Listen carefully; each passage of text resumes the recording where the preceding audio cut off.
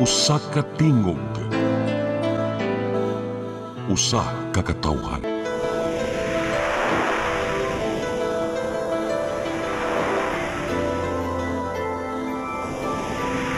Cebu Catholic Television Network.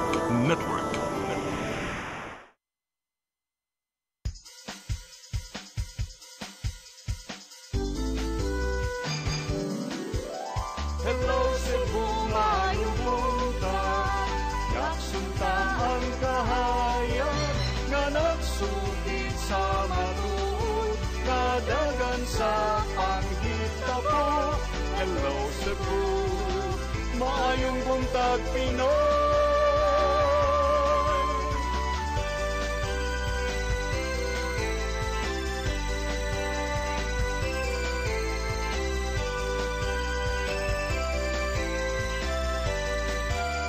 Ang katutulungan sa mga katawhan.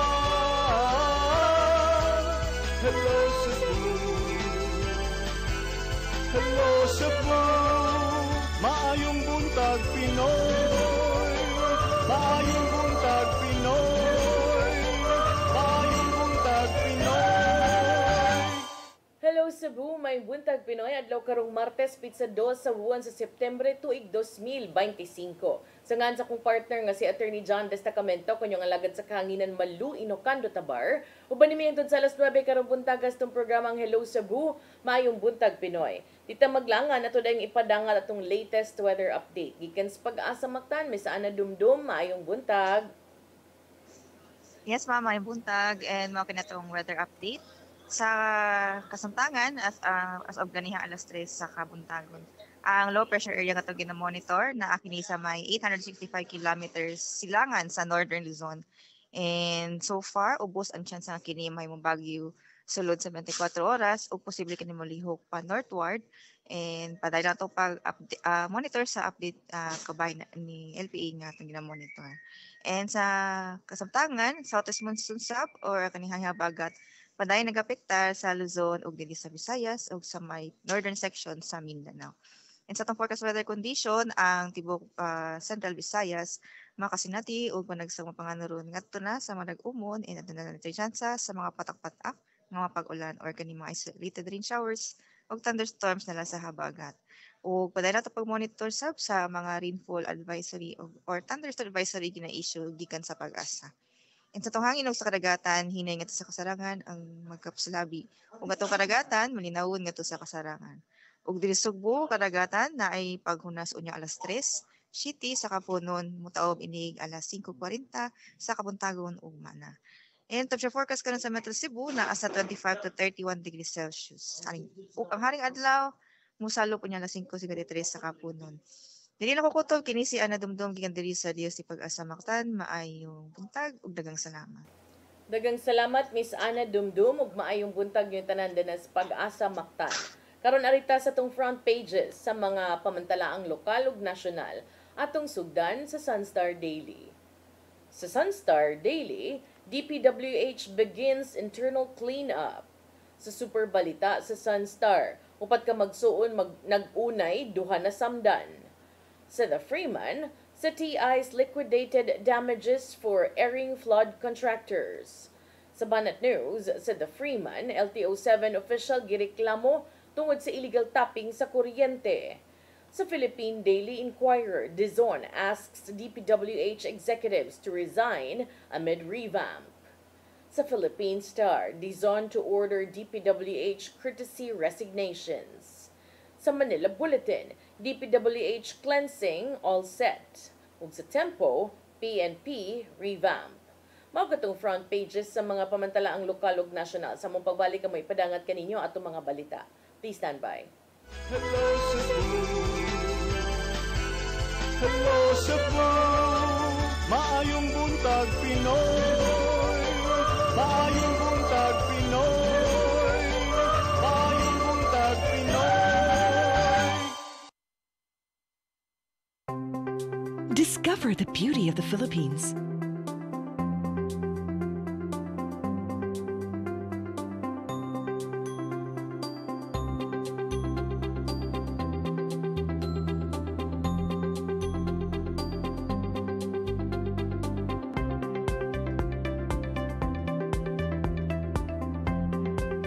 with Philippine Airlines, the country's flag carrier.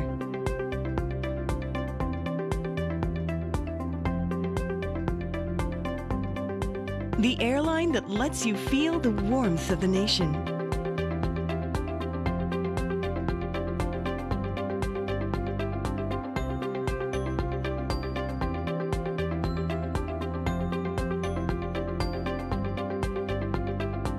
Mabuhay!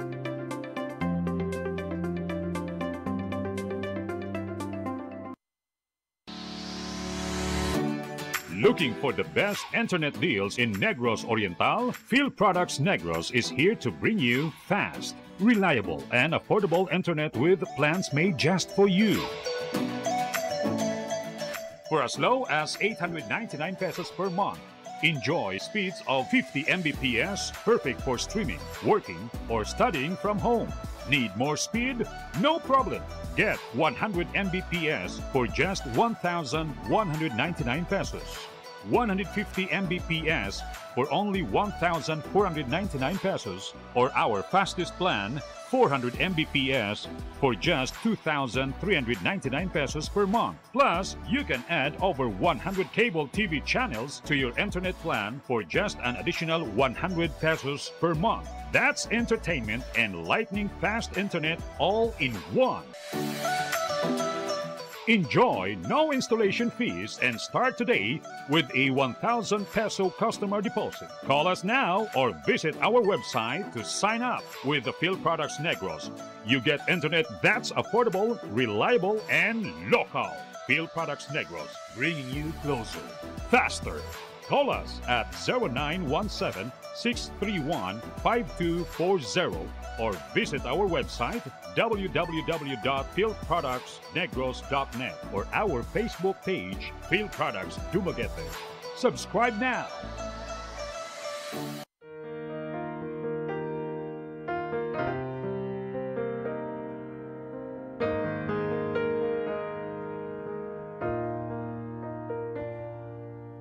Heal me, O Lord, and I will be healed. Save me, and I will be saved. Heal me, O Lord, and I will be healed. For you are the one I praise. You are the one I praise. Sing it with me. Heal me, O Lord, and I will be healed. Save me, and I will be saved. Hello Cebu, hello Cebu, maayong buntag Pinoy, maayong buntag Pinoy, maayong buntag Pinoy. Balik sa Hello Cebu, may buntag Pinoy ug karon sa atong mga balita. Nagunas tong mga balita karong buntaga, Department of Public Works and Highways nagsugod na pag-ayo sa nahunlak nga sheet pile sa Barangay Paknaan, syudad sa Mandaue. Ang PVC sheet pile pulihan na kini og puthaw. Mga detalye sa report ni Mary Rose Sagarino. Sa nahugno nga flood control project sa Sitio Talong, Barangay Paknaan, syudad sa Mandaue, mabantayan nga ang sheet pile nga gigamit polyvinyl chloride kun PVC o sa kaklase sa plastic. Gipasabot ni District Engineer Gomer Castillo nga standard ang paggamit og PVC sa flood control project kaniadto hinuon sa bag-ong mga disenyo sa ahensya. Puthaw na ang gigamit aron mas mulungtad ang struktura. Actually, sa una, in fact, last na siya 5 years, no? So, meaning, kawistan siya sa design. Kaya naman na-design yun. So, okay rin siya. Time may lang yun, na-pressure sa loyo. Gikumpirma usab ni Castillo nga pulihan nila og puthaw nga sheet pile ang bahin sa nahugno nga flood control. Matod sa DPWH nga moabot sa 15 metros ang bahin nga nahugno tungod sa pressure sa tubig nga natigom loyo sa PVC nga sheet human sa pila ka adlaw nga pag-uwan. Giklaro ni Castillo nga gikatakda ng i-repair ang maong bahin sa wala pa ang pagkahugno, subay na sa inspeksyon nga ilang gihimo. Kaganinang buntag, mipasar ang konseho sa Mandawi og resolusyon nga gisugyot ni Konsehal Carlo Fortuna. Nag-awhag sa DPWH nga mopatuman og tukmang mga lakang sa mga apektadong flood control sa barangay Paknaan ug Kasuntingan. Level 1 nga dahil kibutangan lag level 2. Kung say level 2 gibatongan nila, no, para kung mawawas ang tubig, taas ng tubig di ka pon mosuhod. Kato nga portion nga natumpag, wa to siya level 2. So, manay supposedly ilang butangan. Unfortunately, wala yung kwarta. Wala pa yung kwarta and it's gonna cost a lot. So, in our resolution, we asked the Office of the President, the DPWH, our Congresswoman, they can provide additional funding for the construction of a level 2 dike. Matod sa district engineer nga ang repair gisugdan miaging simana pagtangtang sa nahugnong parte. Gipaabot na lang nila nga ma-deliver ang puthaw nga sheet pile aron ma-install. Mary Rose Sagarino, CCTN News. Samtang mga kontraktor sa DPWH nga mapamatud-an sa pagkalangay sa mga flood control project sa syudad sa Sugbo, gibaharan sa syudad nga manubag. Ilauman usab ang maayong sangputanan sa investigasyon sa Senado kabahin sa mga questionableng mga proyekto. Ang kasayuran ni hatod ni Gia Navarro. Nihimo og kondisyon si Cebu City Mayor Nestor Archival ngadto sa mga contractor sa gihimo mga flood control project sa DPWH sa Dakbayan. Pinagi kini sa paghatag sa mga kinahanglanong dokumento ngadto kanila una pa mahatagan og igong permiso. Bisan og walay kalabutan ang Cebu City government sinisgot ang mga proyekto. Kinahanglan silang manginlabot ilabi na nga sila ang muhatag sa permits ngadto sa mga contractor alang sa pagkubkob sa yuta og uban pang mga tinguha. Alang ni Archival, ang ngayong manubag ang mga contractors gagikuha sa DPWH kung adun ni mga delay ug palpak ang gihimo nga mga proyekto ilabi na sa flood control. Ilabi na nga hilabiang natagamtaman sa syudad ang paspas nga pagbaha human sa sagunso na nga pagbundak sa uwan. Kaning undertaking is a mutual understanding. Nga mo promise ka nga amo nang humano, di humana na. O di ka mo humano, sige. Unsa man mayon siya say mo promise mi pagpay. Okay. O di ba fair enough, di ba? Padayon sukit-sukit sa mga senador ang mga top contractors sa DPWH flood control projects ato sa gihimong investigasyon. Gisubay sa mga senador ang mga pamahayag sa matag contractor kung aduna bay gihimong ghost project nga nisangpot sa pagpangawkaw sa panudlanan. Maong gipanginaut usab ni Archival nga adunay maayong sangputanan sa serye sa mga Senate hearing ug masuta kung aduna bay contractor nga manubag gyud sa balaod. Nakabalo naman taon sa nang hitabo. So sa atong flood control, flood and drainage sa council, ako ning tahasan pag-monitor. Kay naaman din ang engineering, naaman din ang mga tao nga makamaong mutanaw. Muna, focus na din sa monitoring. Ian Navarro, CCTN News. Sa laing bahin, unong kabuwan nga mabdus 21 anyos nga motorista na biktima sa hit and run sa managlahing dapit sa Dakbayan sa Lapu-Lapu. Samtang mga lalaking nag-drag racing sa MV Patalinghog Avenue, gipatahan ngadto sa opisina ni Kongresista Junard Ahongchan. Ang kasayuran ihatod ni Crystal Joy Felerca. Naangol ang usa ka 25 anyos nga mabdos human siya ma-hit and run og motorsiklo duol sa second bridge sa Barangay Pusok, Dakbayan sa Lapu-Lapu niadtong Biyernes pasado alas 7 sa gabi. Ang biktima mao si Jaisel Lubrio, 15 ka buwan ng mabdos ug nagpuyo ra sa Barangay Pusok. Matud ni Jaisel nga ato sa mong higayuna, kuyog niya ang iyang partner ug padung unta silang mulabang. Sa ilang paglabang nakita nila nga layo pa ang motorsiklo nga padung sa Barangay Ibo ang direksyon. Apan sa dihang nagkaduol na kini, nisinyas ang iyang partner nga pahunungon. Apan sa dihang nagkaduol na kini, nisinyas ang iyang partner nga pahunungon ang maong motorista. Apan wa kini muhunong og ni aksyon og liko hinungdan nga naigo ang buko-buko sa biktima og ang iyang tiil mo ay natuko sa iyang pagkatumba. Mao ni akong buko-buko na igaras na natuyok sad ko ang kani akong tiil mo ay akong natukod kay buntis man ko ma'am. Akong iprotektahan akong tiyan. Abunal man ko ug wala to na ko gikuan ako ang tiil. Human siya matumba, wa sila hunungi sa driver nga nakadasmag kaniya. Nakaangkon ang 25 anyos og mga samad sa nagkadayang parte sa iyang lawas, apan may na lang kay luwas ra ang kahimtang sa iyang gisabak. Nakuhaan sa CCTV ang mong insidente, apan wa na maklaro ang plate number ni ini. Panawagan ni Jaisel ngadto sa motorista nga nakadasmag kaniya nga unta kini mo patimaw ug atubangon ang iyang nabuhat.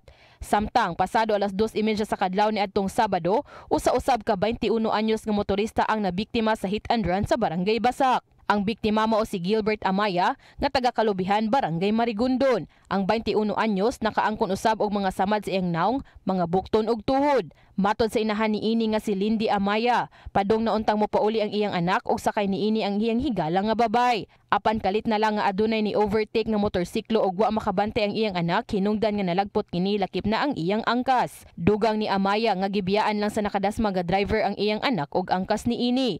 Hinungdan nga nagpost siya sa iyang social media account ug nanawagan nga unta mo patimaw na ang responsable sa pagkadisgrasya sa iyang anak.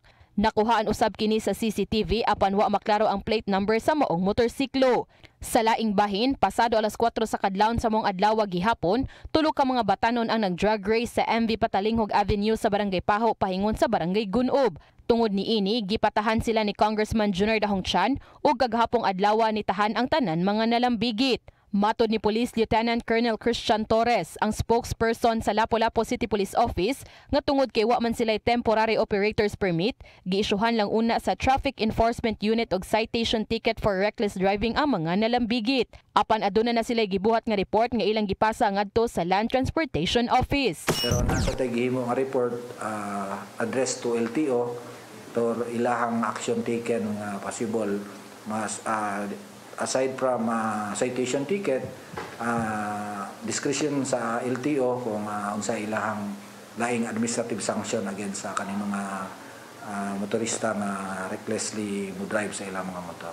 Itataw hinuon sa spokesperson nga ang mga nag-drug race way mga kalambigitan sa nahitabong hit and run sa managlahing insidente. Sa kasamtangan, padayon pang gisubay sa kapulisan ang mga CCTV footage aron mailhan ang duha ka mga suspects sa hit and run. Crystal Joy Filerca, CCTN News. Sa laing bahin, dulan 40 ka mga elevated police outposts nga epektibo sa pagpugong sa krimen, gipang balik pagmuntar sa kadalanan sa dakbayan sa Sugbo. Ang mga outpost unang gitangtang human milingkod sa katungdanan si kanhi PNP Chief Nicolas Torre III. Si Arnold Bustamante sa report. Gibalik sa kapulisan sa sulod sa Sugbo ang pagmuntar sa mga elevated police outpost diha sa kadalanan human makita sa kadakuan sa Cebu City Police Office nga dako kini og ikatabang sa pagpugong sa usa ka krimen. Matod ni Police Lieutenant Colonel Maria Teresa Makatangay, Deputy City Director for Operations sa Cebu City Police Office, aron mahimong nga makita pa ang mga pulis diha sa kadalanan ila kini gibalik.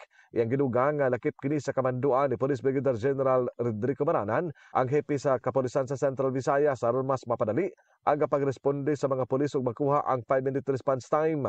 Gawas nini nausab ang mga personel nga nagpahigay ng foot patrol ug mobile patrol aron malukop ang tibok syudad sa Sugbo sa mga police personnel. Dunay 39 ka mga elevated police outpost sa tibok kadakbay sa Sugbo nga unang nga gitangtang apaning nga bag-o nga kalabuan ug pagtugot ni Maranan ilang gibalik sa andan ini nga nahimutangan. Mipasabot si Makatangay nga daghan kaayo ang mga krimen nga nasulbad tungod sa presensya sa mga pulis sa matag outpost. Daw sama kini sa extended nga police stations diin ang mga tao mamahimong budangop sa matag elevated police outpost kung doon na sila reklamo o ipaabot nga impormasyon.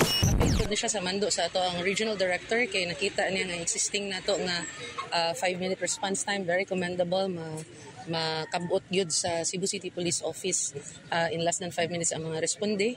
Na atay mga patrollers on foot, na atay mga patrollers on vehicles.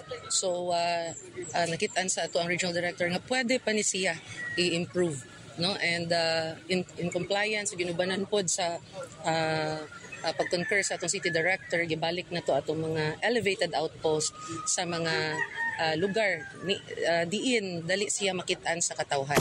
Pero naman nga narakpandayon sa mga pulis sa Talamban Police Station kadtong tulisaan nga nanuli sa usa ka hamtong neto binabang tuig tungod sa mga pulis diha sa elevated outpost. Nining pagsulod na sa Vermont, makapalambo kini sa lahang ipatuman nga hugot nga seguridad uban sa mga force multiplier sa dakbayan sa Sugbo.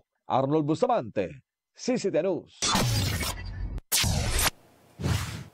Sa atong katapusang balita, mag-uuma nga nag-sideline pagpamligag illegal nga drugas kung way anihon Nadakpan sa buy-bust operation sa Philippine Drug Enforcement Unit dito sa Bukirang dapit sa syudad sa Sugbo ni atong Sabado. Ang kasayuran ihatod ni Arnold Bustamante. Way swerte kining usa ka mag-uuma nga kung walay maani mag-sideline kini sa pagpabaligag shabu ang napusasan sa mga sakop sa Philippine Drug Enforcement Agency 7 atol sa gimong anti-illegal drug operation uban sa PNP Drug Enforcement Group 7 ug Naval Forces Central. Nahitabo ang operation alas 2:40 sa hapon nitong Sabado dito sa sitio Buanan, Barangay Pungol, Sibugay, Bukirang dapit sa syudad sa Sugbo. Ang suspitsado giila ni PDEA 7 Director Joel Plaza nga si alias Jokjok 30 anyos usa ka mag-uuma nga residente sa mga lugar. Naghuwag ikan kaniya ang 5 kadagkong puto sa katuang shabu nga motimbang sa 500 gramos gadto na estimated average market value nga 3.4 million pesos. Ang mga ebidensya giduso na kini sa buhatan sa PDEA 7 Regional Forensic Unit alang sa himuon nga chemical analysis. Bato ni Lia Alcantara, ang information officer sa PDEA 7 nga tulo ka semana nila nga gipaubos sa case build-up ang target nga si Jokjok human nila makuha ang impormasyon gikan sa confidential informant. Gingong makabaligya ang suspitsado 15 gramos nga shabu matag semana kalapasan Section 5 ug 11 Article 2 Republic Act 9165 ang giandam nga kaso sa PDEA 7 batok sa maong mag-uuma. Arnold Bustamante, CCTV News. Mo katong mga balita nga nahipos ng kaubanan sa CCTN News and Public Affairs Team. Inyo katong nakita kagahapon sa atong mga balita sa Sairi 47. Mo break sa taog sa atong pagbalik atong mga paghisgot-hisgot. Please stand by. Hello Cebu, maayong buntag Pinoy, maayong buntag Pinoy, maayong buntag Pinoy. Discover the beauty of the Philippines.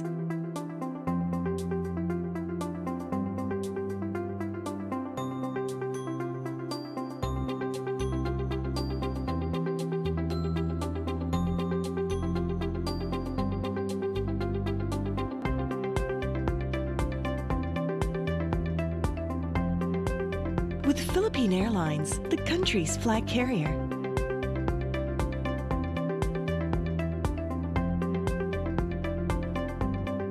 The airline that lets you feel the warmth of the nation.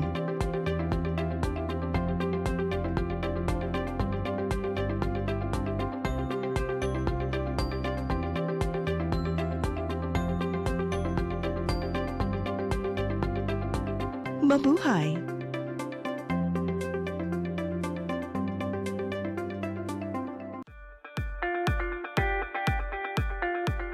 Congratulations! Nunito Tatay Dodong A. Lemchua, awarded as Cable TV Maverick, Father of Cable TV in the Philippines, given by Philippine Cable and Telecommunications Association Incorporated, PCTA, from Phil Products Group of Companies.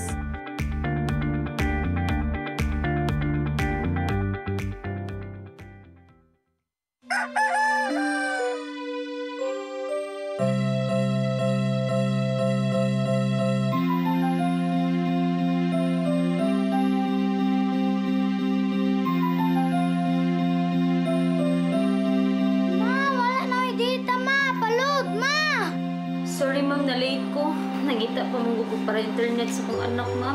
Ay, wala na yung problema. Pag Sinisibu! Sinisibu! Sinisibu! For your internet connection And for the signal of your cable TV. so fast and straight, that transmission to your home. Sinisibu! Sinisibu!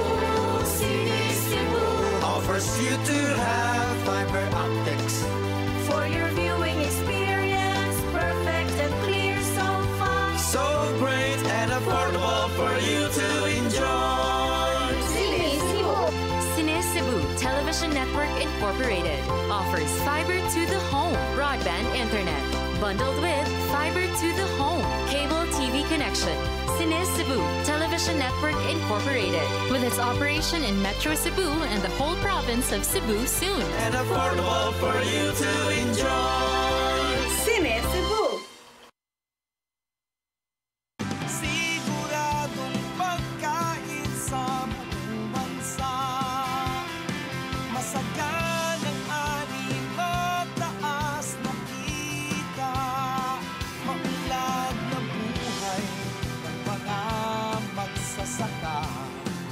mga mangingisda. Siguradong pagkain sa buong bansa.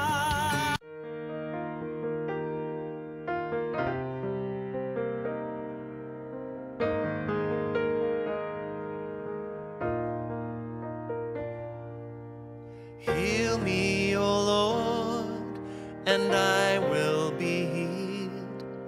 Save me, and I will be saved. Heal me, O Lord, and I will be healed.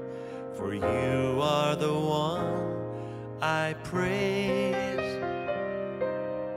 You are the one I praise. Sing it with me. Heal me, O Lord, and I will be healed. Save me, and I will be saved. Hello Cebu, hello Cebu, maayong buntag Pinoy, maayong buntag Pinoy, maayong buntag Pinoy. Balik sa Hello Cebu, maayong buntag Pinoy, ug karon sa atong paghisgot-hisgot, atong unahon din sa Sugbo kay si Cebu City Mayor Nestor Archival. Gusto niya nga ang mga kontraktor sa DPWH himuong patubagon, no, or mahimuong liable sa mga pagkadilantar, pagkalangan ug kanang mga daot nga flood control and road projects. Ang mga kontraktor buot niya nga i-require na nga mo submit og mga undertaking sa di pa isyuhan og permits. Matud ni Mayor Archival ato sa press conference nga gipahigayon kagahapon adlawng Lunes. Si Mayor Archival ni mando na sa Cebu City Legal Office nga mutuon sa iyahang sugyot nga mo mando usab sa mga kontraktor sa pagpanumpa nga sila mobayad sa mga liquidated damages kung ang mga proyekto dili mahuman sa insaktong oras. Ang lakang sa mayor mitumaw taliwala sa nagpadayong review sa bag-ong gipatuman nga flood control projects sa Dakbayan. Matud ni Archival, kini maong lakang gikinahanglan tungod kay ang syudad walay kanang direkta nga authority kabahin aning mga kontraktor. Iyahang gitumbok nga ang pag-require kanila nga mo manumpa o baka mo saad og accountability o commitment sa pagbayad sa mga delay, mahimo usab nga ang syudad sa Sugbo makasiguro sa mas dako nga responsibilidad ug mas paspas nga pagkahuman o pagkakumpleto sa mga proyekto kabahin sa infrastruktura. Matod ni Archival, wa man tay hold aning mga kontraktor, igo ra gyud tang makahimog request ang mga penalty nga ilahang ibayad para sa mga delay adto sa DPWH ug dili sa syudad. Ang Cebu City Transportation Office gitumbok nga moay posibleng makapatuman sa bag-o nga balaod which issues excavation and other permits. Ang mga kontraktor would have to agree in writing nga mobayad sila sa syudad sa higayon nga malangan o madilatar ang ilahang mga proyekto. Buto sab ni Mayor Archival nga dunay mas istrikto nga on-site requirements. Matud niya ang mga kontraktor kinahanglang mobutang og mga visible signboards kanang makita gyud gikan sa sinugdanan hangtod sa pagkahuman sa matag proyekto aron makahibaw gyud ang publiko.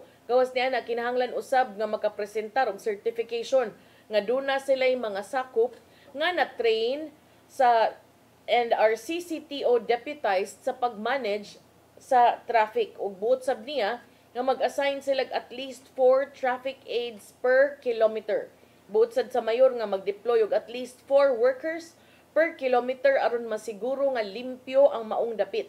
Ilimit sab niya ang construction hours gikan sa alas 10 sa gabi hangtod sa alas 5 sa buntag aron maminusan ang pagkabalda sa mga tao panahon sa adlawan. Kining maong undertaking matud pa should include their willingness to pay damages if they fail to finish on time. matod ni Mayor Archibald, di siya gusto nga kita sa syudad mo patuman ni ini tungod kay dili ni gimando sa balaod apan they themselves will make the pledge. Siya miduga nga samtang ang DPWH dunay authority over contractors and can impose liquidated damages, kining maong mga penalty dili makabenepisyo ang dakbayan. All we can really do is complain if the projects are not finished. Si Archival nibisita usab sa katong nagpadayon nga DPWH project ato kung gisgutan bag-ulang katong atubangan sa Country Mall dias Barangay Banila diin iyang gi-question ang pag-scraping ni adtong bahin sa daan nga maayo pa man unta kuno to matud pa og kahimtang. Gitumbok ni Archival nga ang traffic hinay na gani sa maong dapit unya ang daan maayo pa unta tog kondisyon apan ang mga kontraktor ni padayon o gi-scrape gyud ni. Iyang gitawag kini og unjustifiable. Ug iyang gitumbok nga kung duna pa man gaytoy mga libaong ang mga kontraktor mahimo ra gyud sad unta to nga iyang i-patch o tapakan lang una imbis nga gub-on gyud ang tibuok nga dalan. So iyang gidugang nga ang mga proyekto appeared to be done to merely spend funds and reminded contractors that they were using public money and not their own. Matod ni Archibald, ang maong lakang would initially cover mga nagpadayon o gumaabot nga proyekto sa tuig 2025 to ensure timely completion and minimize disruptions caused by prolonged construction. So kana pod, to me that's good, no? Nindot na imong nahuna-hunaan, Mayor, kay ang mga tao mag-antos aning mga kalangan sa mga construction unya mura ba itong nabantayan og kanus ating uwan mo isigig pamungkag anang daan. Kung kanus ating klase mao say sigig pang ayo-ayo anang mga daan. Why not do it nga kanang dili kuan kanang dili ba sa tawag ani dili ting klase dili ting busy. Do it kanang ting bakasyon, kanang ting summer, kanang ting relax sa mga tao sa sigbiyahe-biyahe sa kadalanan aron dili kaayo magproblema ang mga ginikanan ug ang mga mugamit sa ato ang kadalanan. Kaya tinuod ba na kanang sa Banilad mo na akong giingon atubangan anang Country Mall dunay stretch of road gikan sa UC hangtod sa Taytayan unig abot din ha tanang tao malangan kay nga naman giscrape ang daan pero wa na gibuhat gipasagdan ra. So may magdi na agian nga moagi magid ang mga tao pirmi. So may rapod nga iyahan ang nakit-an, iyang giadto, iyang gilili. Tarungan na ninyo din ha, ay mo sige pabagaan na inyong naong, sige lang mo pamungkag nga ikahuman, sige lang mo hilabot ang mga daan din ha, ikahuman, mo'y makaingon sa kalangan, mo na na'y makaingon sa sobrang kanang kalangay sa mga tao sa pag-adto sa ilang lagkalain-lain nga mga lakaw. I hope, Mayor, di lang ni nato ilimit sa mga dapit nga imong maagian padung uli o padung City Hall. Kanang mas maayog yun nga doon nagyoy kanang mga ingon-ani nga mga review every now and then sa itong kadalanan aron makita, no? And maybe kanang pahibaw unsad sa mga tao or na kay hotline nga atong report ang mga tao nga diri na nasay gibungkag nga wa na trabaho igo rang giscrape paghuman 5 days na lang wa jud koy nakitaan nga nagtrabaho. Ingon ana ba? Kay para at least mas daghan magmatngon, mas daghang magbantay, mas daghan sag mag-igmat. Mas daghan pud ang ma-report, mas daghan pud ang maaksyonan sa tukmang panahon. Okay, so mao na ang update sa Cebu. Ari sa ta sa baha gihapon, pero adto ta sa kauluhan kay si Presidente Ferdinand Marcos Jr., Presidente Bongbong Marcos, kagahapon niingon nga ngayang buhatan draft na og executive order nga muhimo sa independent commission nga gitahasan o tahasan sa pag-imbestigar sa mga anomaloso nga infrastructure projects nga ipatuman o gipatuman sa Department of Public Works and Highways kung DPWH sa milabayng 3 ka tuig sa iyahang administrasyon. Iyang giangkon nga wa pay struktura o wa pa say klaro kung wa pa say na finalize ang gidaghanon sa mga miyembro 5 ba ni or 7 ba ni wa pa ni na finalize. Wa pa sad siya gi-mention nga mga pangan sa mga possible personalities kinsa mo'y muapil, no? Mahimong kabahin sa maong komisyon apan iyahang gitumbok nga magkinahanglan siya mga tao sa nagkalain-laing mga background. Matud ni Presidente Marcos, we need forensic investigators, lawyers, justices, prosecutors who will look at the evidence and look at the information that we have, and they will put together that information and make the recommendation to either the Department of Justice or the Office of the Ombudsman, depending on who is found liable to be liable for some of these nefarious activities. Kini mo yung gibutyag ato sa usa ka kalihukan dinha sa Dakbayan sa Pasay. Sa usa ka briefing sa Malacañang kagahapon usab, si Palace Press Officer Claire Castro niingon nga tanang findings sa mga ahensya sa gobyerno ubos sa executive branch shall be submitted to the Independent Commission.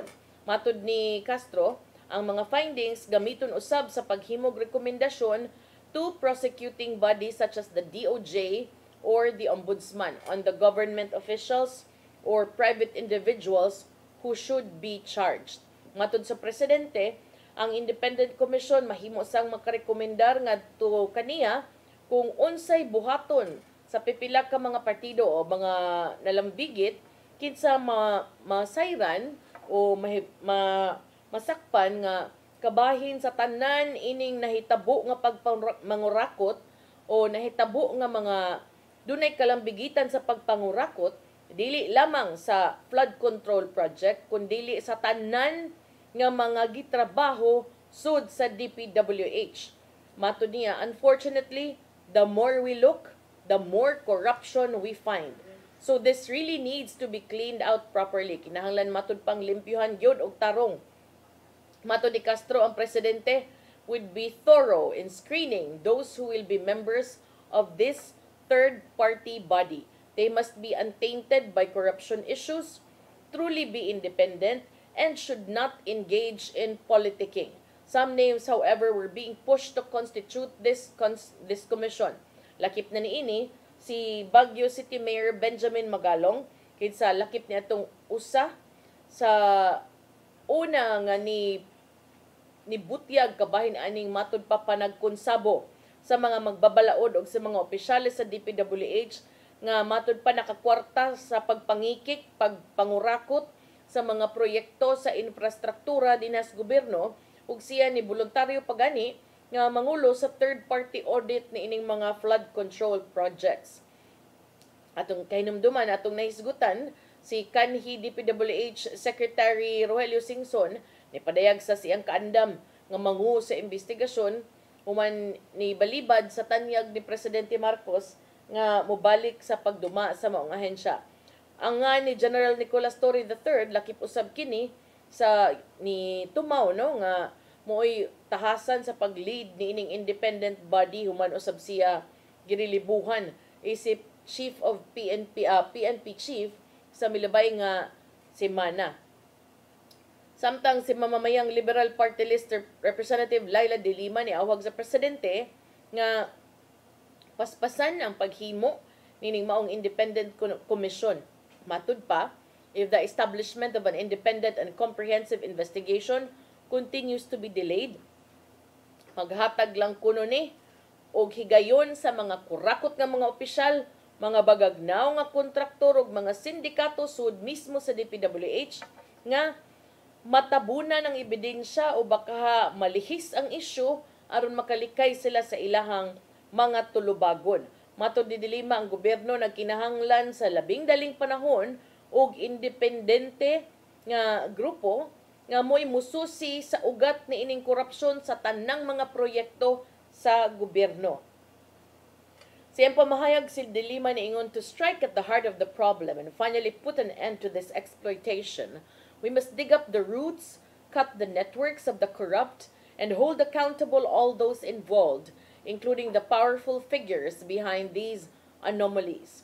Si De Lima, inabanan usab sa pipila ka mga magbabalaod ni Supak nga ang Kongreso mismo mo mohimo sa ilang kaugalingong investigasyon ug iyang gitumbok nga conflict of interest na, and there are issues of propriety and prudence tungod kay pipila ka mga kongresista ug mga senador ang nadawit na o naamong o naangi na ni ining maong issue. Siya mirekomendar na ang komisyon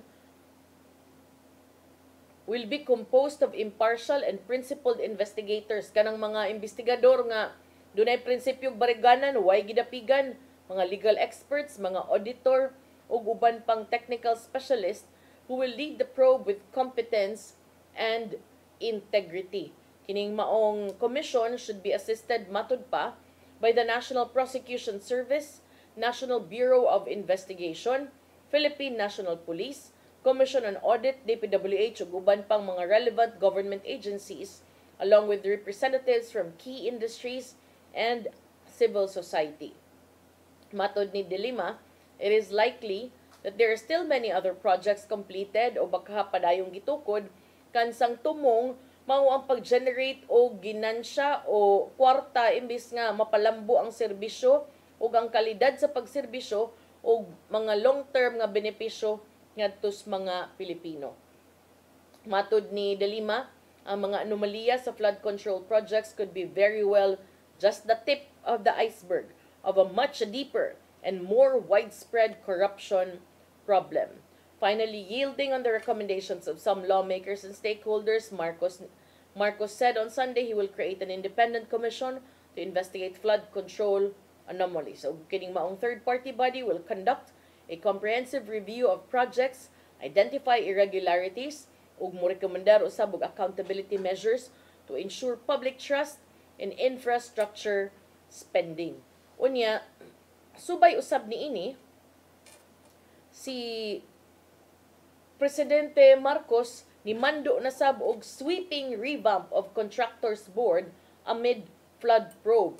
Iyang gimando sa Department of Public Works and Highways kung DPWH ug sa Department of Trade and Industry nga mopahigayon og sweeping revamp sa Philippine Contractors Accreditation Board kung PCAB nga government office nga mo'y nag-issue og licenses alang sa mga construction firms to be able to participate in the bidding of infrastructure projects. Si newly appointed Public Works Secretary Vince Dizon nibutyag niini kagahapon nga lakip matud pa sa urgent directive sa presidente as the investigation on corruption-tainted flood control projects goes full swing. Aside sa major clean-up sa PCAB, matud ni Dizon siya mo sugyot usab with Trade Secretary Maria Cristina Roque sa pag-revoke matud pa sa mga PCAB issued licenses sa mga kontraktor nga nalambigit sa mga anomaloso nga flood control projects. Kini makadisqualify kanila sa pag-apil-apil sa bisan unsa nga DPWH project. Samtang sa Department of Transportation, matud ni Dizon, anad na siya sa pag-revoke og mga lisensya sa mga driver nga badlungon. Maong niingon siya nga dinhi karon sa bag-o niyang papel, may mas maaysad sigurong magsugod na tagpang-revoke sa mga lisensya sa mga kontraktor nga nagbinuang og mopatuman og perpetual ban batok kanila. Kini magibutyag ni Dizon ato sa briefing sa Malacañang. Kining PCAB usa ni sa mga implementing board sa Construction Industry Authority of the Philippines nga under sa DTI. Sila mo in charge sa pag-issue, sa pag-suspend, sa pag-revoke sa mga lisensya aron pagsiguro nga katulang mga qualified o mga tarong nga kontraktor ang maka-operate sa nasud. Sila usab gitahasan sa pag-imbestigar mga violation sa construction laws. So ug mao manggay sad na unsa man say padulngan unya ani and unsa sad nato sad kasigurado nga wa sila ni buhat sa ilang trabaho kay wa sad trabaho basig nagbuhat sad sila di lang sa dato itanan no kay naman say mga kontraktor sigurong tarong tan-awon pud nato unsa poy ilang participation, ilang degree, negligence kung naa man gani and ilang relationship with DPWH. Ato na sayran nga ang PCAB karon adunay tulo ka mga opisyal. Si Pericles Dakay as chair, siya ang presidente sa Dakay Construction and Development Corporation. Si Arthur Escalante, tag-iya sa AN Escalante Construction Incorporated, ug si Ernie Bagaw ang tag-iya sa AGB Construction Corporation as members. Si Senator Panfilo Lacson sa sayong bahin na nawagan og dinali ang investigasyon sa posible matod pa nga conflict of interest nilang Escalante og Bagaw kansang construction firms had secured government contracts samtang sila nagserbisyo isip sakop sa board. Agig tubag si Escalante niingon wa siya nakitang conflict of interest tungod kay ang balaod nga naghulma sa PICAB nag-require that board members should be contractors for at least 10 years. Kini mao ang balaod sa way explicit provision matud pa na nag-require nga buhian nilang ilang mga kompanya once na-appoint sila sa board.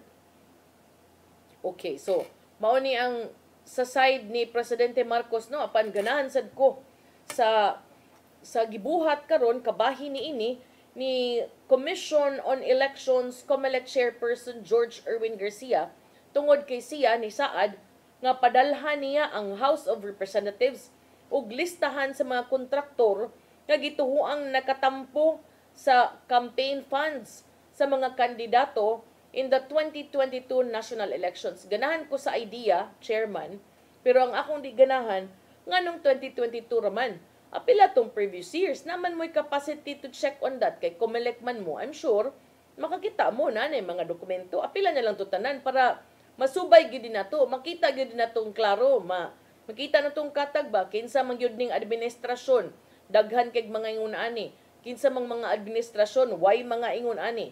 So ato ning tan-aw no, kay ang gusto sad niya sa House Committee on Appropriations hearing kabahin sa budgeting, si Marikina 2nd District Representative Miro Kimbo nangutan namang Garcia kung si COMELEC Chairman George Garcia makarelease ba og listahan sa mga tawo nga matud pa nakalapas sa Section 95 of the Omnibus Election Code agi usab sa hisgutanan karon.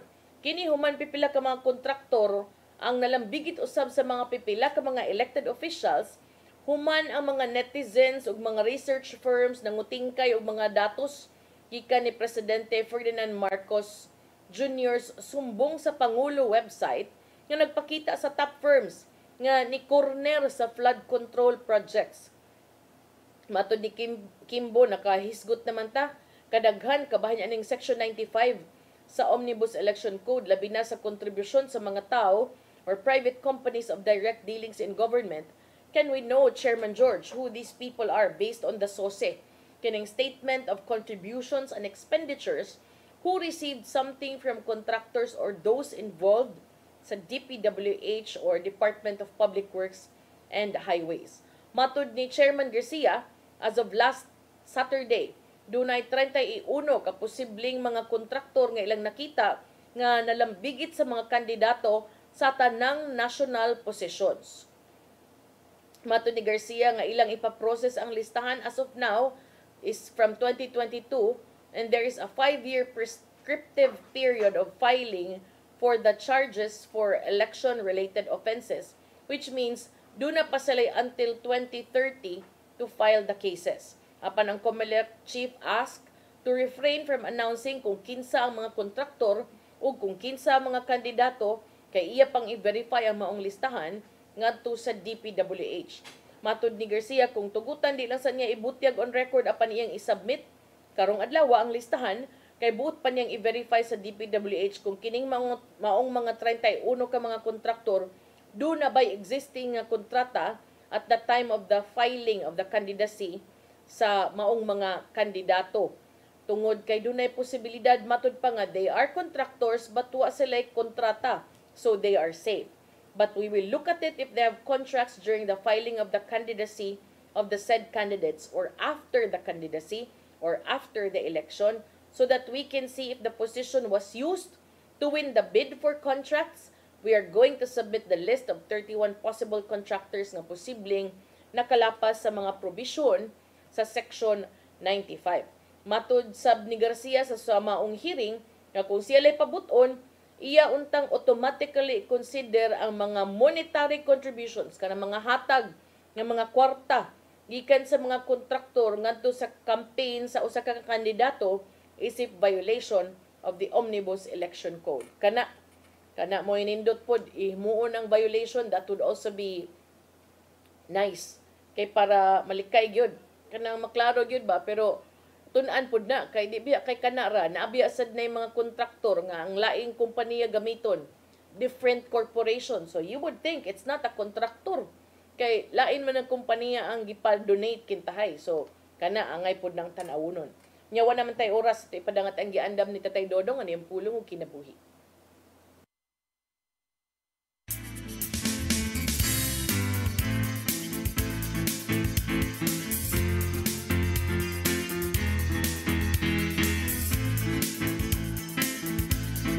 Ang pulong mo, ang diwat sa galang ko.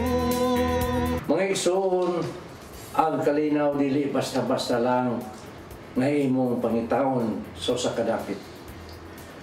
Way laing tinubdan sa kalinaw gawas kang Hesus lamang. Sa Juan 14:27 nang ingon, ang kalinaw ibilin ko kaninyo. Ang akong kalinaw ihatag ko kaninyo.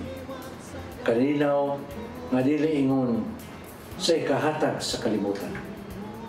Busa kawang lamang ang inyong mga paningkamot nga maangkon kini kung wa si Jesus sa inyong mga kasing-kasing.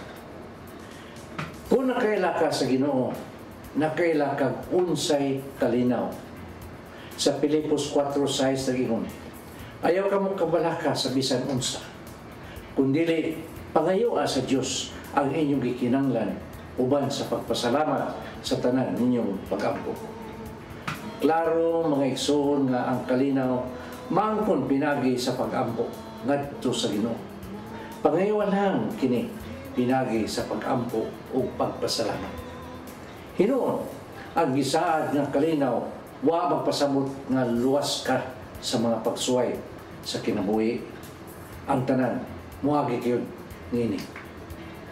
Apan luyo niya ang tanan, mabati mo ang kahilom sa imong kasing-kasing nga musali ka sa gahom sa Ginoo. Kay sa Mateo 11:28 nag-ingon, umari kamo kanako, kamong tanan nagikapuyan o gibugatan sa inyong gipasan o papahulayon ko kamo. May igsoon, mo kanay ang pulong nga maghatag og giya sa atong kinabuhi. Magampok kita. Langito nga man, nasayod kami nga ang kalinaw maangkon lang namo kung aniya ka sa mong kasing-kasing. Busang gidapit ka namo aron mo ari ka Hesus aron mo angkon namo ang maong ikinanglan na kalinaw. Amen. Samahan sa anak sa Espiritu Santo. Ang pulong mo, ang diwat sa galang ko. Pulong ang kinabuhi ni Tatay Dodong Limshua may nagtapos sa itong tulumanon. Dagang salamat sa Philippine Airlines. Thank you, Archbishop Jose Palma. Nanay Dayan ng Tatay Dodong Limshua. Thank you, Sir Dennis Tavar. Salamat. At mga kaubanan sa TOC, Sir Robert, Miss Inday, Sir Matmat, Miss Mabel, Miss Joanne. Ug sa newsroom, Sir Michael, Sir Del, Sir Raymond, ug diri sa studio, si Ferdy. Salamat sa iyong pagpakig-uban sa ngan sa kong partner nga si Attorney John Destacamento kunyang alagad sa kahanginan Malu Inocando Tabar. Salamat sa iyong pagpakig-uban ug kita kaninyo balik ugma sa atong programang Hello Cebu, Mayong Buntag Pinoy. God bless us all.